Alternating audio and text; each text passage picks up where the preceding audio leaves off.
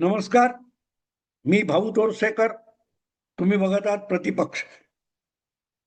मित्रांनो, सध्या देशात आणि माध्यमांमध्ये आणि सोशल मीडियामध्ये सुद्धा एकाच गोष्टीचा गाजावाज आहे, तो म्हणजे धुरंधर.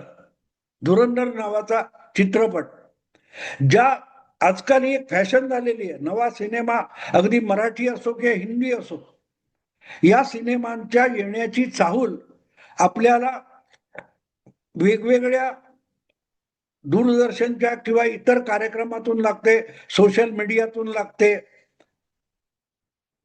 कौन बनेगा करोडपती असेल किंवा कपिल शर्मा शो असेल किंवा असे जे काही वेगवेगळे कार्यक्रम आहेत, त्यामध्ये येऊ घातलेल्या एखाद्या नव्या सिनेमाची सगळी स्टार कास्ट, डायरेक्टर, कलावंत वगैरे वगैरे येतात आणि त्यांच्याबरोबर एक एक एपिसोड केला जातो. ते मार्केटिंग असतं, म्हणजे एक प्रकारची जाहिरात असते. असा असा सिनेमा येतोय. मग अलीकडे हळूहळू सोशल मीडिया प्रभावी झाल्यानंतर सोशल मीडियातले जे अधिक बघितले जाणारे युट्यूब चॅनेल आहेत, त्यांच्याबरोबर किंवा पॉडकास्टमधून या येऊ घातलेल्या सिनेमाचे कलाकार आणि संबंधित लोक, सहभागी लोक यांच्या मुलाखती, गप्पा अशा स्वरूपाचे कार्यक्रम केले जातात. आणि त्यावरून आपल्याला कळतं, अरे असा असा एक सिनेमा येऊ घातलेला आहे. त्याला आजच्या बाजारू भाषेमध्ये, मार्केटिंगच्या भाषेमध्ये प्रमोशन म्हणतात. पण या सगळ्या पार्श्वभूमीवर अचानक आलेला हा धुरंधर सिनेमा आहे. हा येणार होता, त्याच्या 2-4 दिवस आधी त्याविषयी चर्चा सुरू झाली. त्याचा पूर्वीच्या काळात जसा एक सिनेमा यायचा नवीन, तर तो सिनेमा येऊ घातलाय किंवा अमुक एका थिएटरमध्ये लागणार आहे हे लोकांना कळण्यासाठी त्या थिएटरमध्ये जो सिनेमा चालू असायचा त्याच्या आरंभी किंवा इंटरवलच्या वेळेला येणाऱ्या पुढल्या चित्रपटाचा एक ट्रेलर दाखवला जायचा. त्यामध्ये तुकडे तुकडे तुकडे जोडलेले असायचे त्या नव्या चित्रपटातल्या प्रसंगाचे, आणि त्याचा जो काही छोटा एक 5-7 मिनिटाचा एक भाग दाखवला जायचा, त्याला ट्रेलर म्हणायचे. तर यावेळेला पहिल्यांदाच दीर्घ काळानंतर हा जो धुरंधर नावाचा सिनेमा आलाय, त्याचा प्रमोशन झालं नाही, तर त्याचा ट्रेलर आला. आणि तो ट्रेलर सुद्धा अवघा 1 का 2 दिवस आधी आला. आणि मग तो जो ट्रेलर दाखवला जाणार होता, तो ट्रेलर पत्रकारांना सुद्धा त्या चित्रपटाचं परीक्षण करण्यासाठी आधी बोलवून त्यांच्यासाठी स्पेशल शो वगैरे केला नाही. थेट पत्रकारांना किंवा आमंत्रितांना जे दाखवण्यात आलं तो ट्रेलर होता. आणि मी त्याचा एक व्हिडिओ बघितला. त्यामध्ये तो दिग्दर्शक, लेखक काय तो आहे, त्याच्या नात्यातलाच तो एक एडिटर आहे, ज्याने तो टीजर आणि ट्रेलर तयार केलं. तर हे मी का सांगतोय तुम्हाला, की असा कुठलाही गाजावाजा न करता 1 आठवडाभर आधी त्याची बातमी आली आणि 7व्या दिवशी धुरंधर हा चित्रपट थेट प्रदर्शित झाला. आणि बघता बघता लोक अक्षरशः त्याच्यावर तुटून पडले. आणि तुटून पडले जेव्हा मी म्हणतो, तेव्हा तो चांगल्या अर्थाने म्हणतोय. सगळेच्या सगळे चित्रपट समीक्षक जे आहेत, प्रामुख्याने त्यामध्ये सगळ्या डाव्या विचारांच्या लोकांचा भरणा आहे. आणि ते मात्र खऱ्या अर्थाने या चित्रपटावर तुटून पडले की हा चित्रपट म्हणजे निव्वळ प्रोपगंडा आहे. हा हे प्रचारी थाटाची एक डॉक्युमेंटरी आहे, माहितीपट आहे. हा चित्रपट नाही, त्याला काही कलामूल्य नाही, अशी टीका सुरू झाली. पण अजब गोष्ट अशी आहे की परीक्षकांनी अगदी फेकून द्या, टाकून द्या, टाकावू म्हणून ठरवलेला हा सिनेमा आज नको इतका प्रचंड धंदा करतोय. तसं तर आपल्याला माहिती की आमिर खान असेल, सलमान खान असेल किंवा शाहरुख खान असेल, यांच्यात चित्रपटाचे वाद होतात अमुक तमुक. आणि मग त्यांनी इतक्या कोटीचा धंदा केला, 200 कोटीचा झाला, 300 कोटीच्या क्लबमध्ये हा सिनेमा आला, ही चर्चा आपण ऐकलेली आहे. पण प्रत्यक्षात असे चित्रपट जो धंदा करतात तो संशयास्पद असतो आणि होता.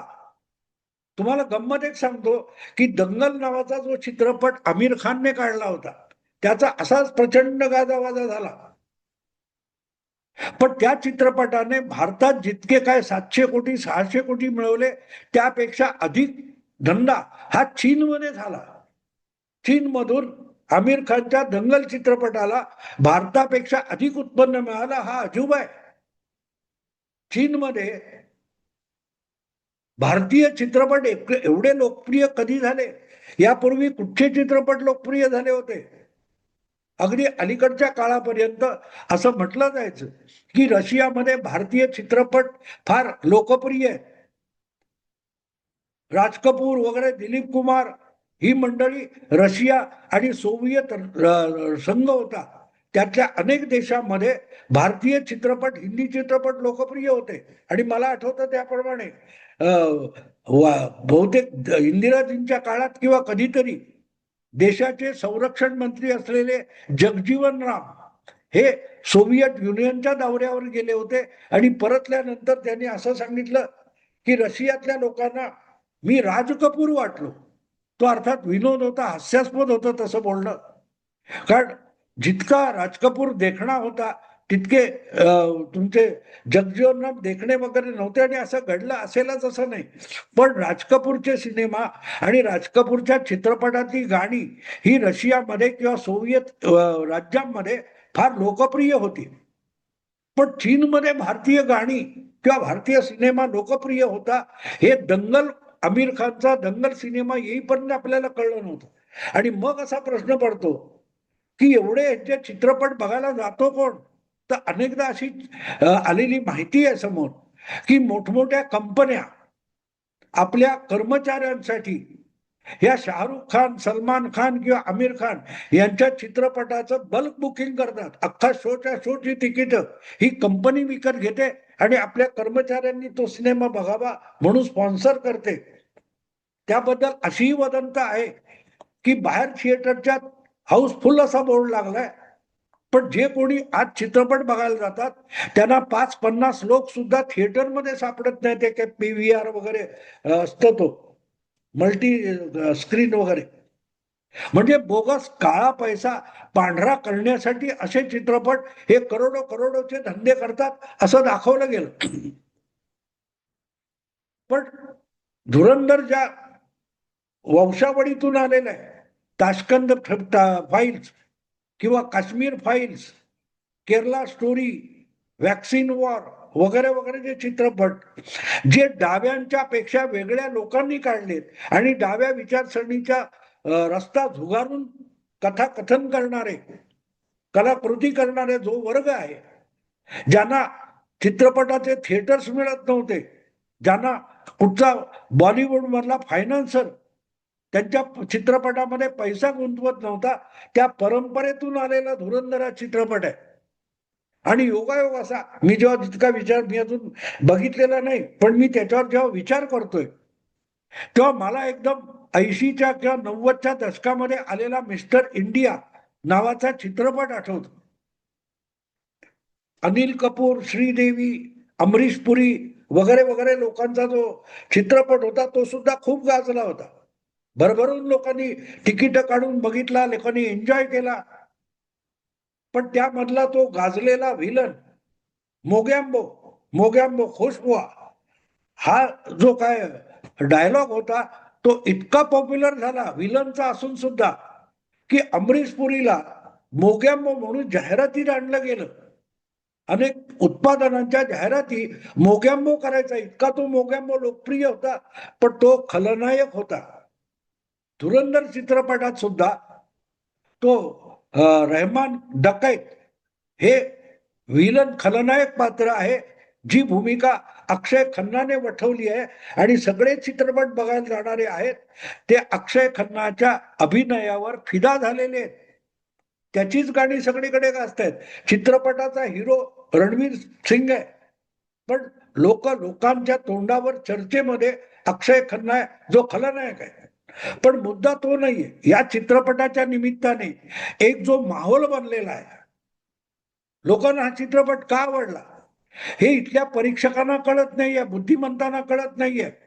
त्यांनी बहिष्काराची भूमिका घेतलेला चित्रपट हा भारताच्या सामान्य जनतेला का आवडतोय त्याचं उत्तर शोधायचं असेल तर गेल्या 11 वर्षामध्ये भारतातलं जे राजकारण बदललं, जी मानसिकता बदलली, जी सामूहिक मानसिकता बदलली आहे, जनमानस बदललंय, त्याच्यात त्याचं उत्तर शोधावं लागतं. आजपर्यंत मिस्टर इंडिया असो किंवा आणखीन कुठचे शान वगैरे आलेले जे चित्रपट आहेत, त्यातले राष्ट्राचे धुरंधर कोण, त्रिदेव, हे सुद्धा काल्पनिक होते आणि त्यातले खलनायक सुद्धा काल्पनिक होते.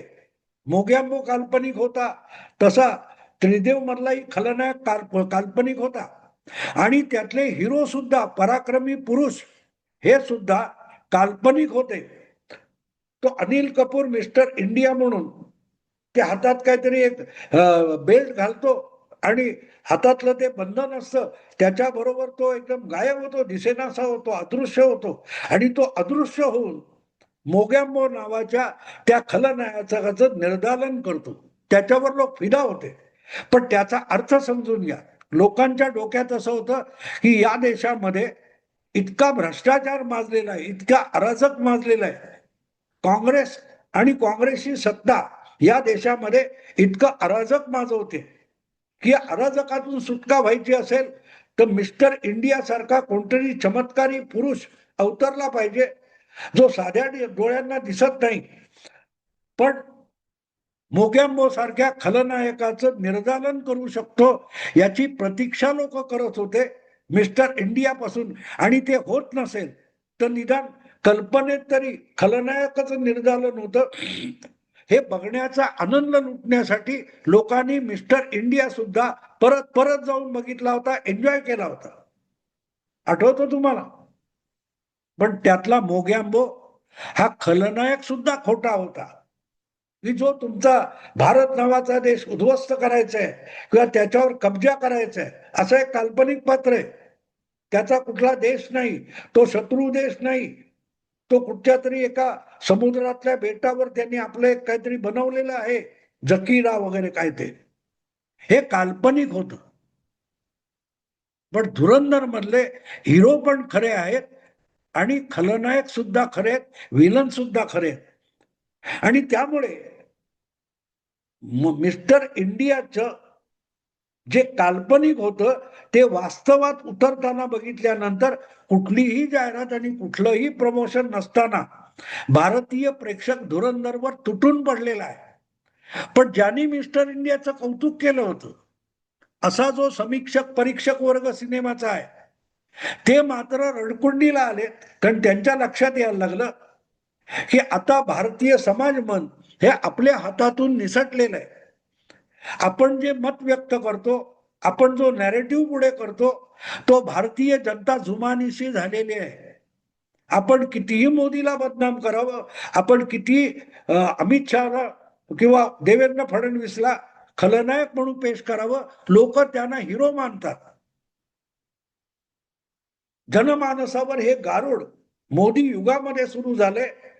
त्यामुळे हे सगळे मोगॅम्बोचे जन्मदाते, काल्पनिक व्हिलन, खोटे मुद्दे, त्या खोट्या मुद्द्यावर एक सामाजिक संघर्ष रंगवायचा, यातून आलेले जे चित्रपट होते ते चित्रपट गुंडाळून ठेवले. अगदी अमिताभचा शहनशाह बघा, की अमिताभ शहनशाह मधून किंवा अशा कुठल्या तरी चित्रपटातून अमिताभ हा एक हिरो म्हणून पुढे येतो आणि तो जनतेची संकट दूर करतो, त्यांच्यावरचा अन्याय दूर करतो.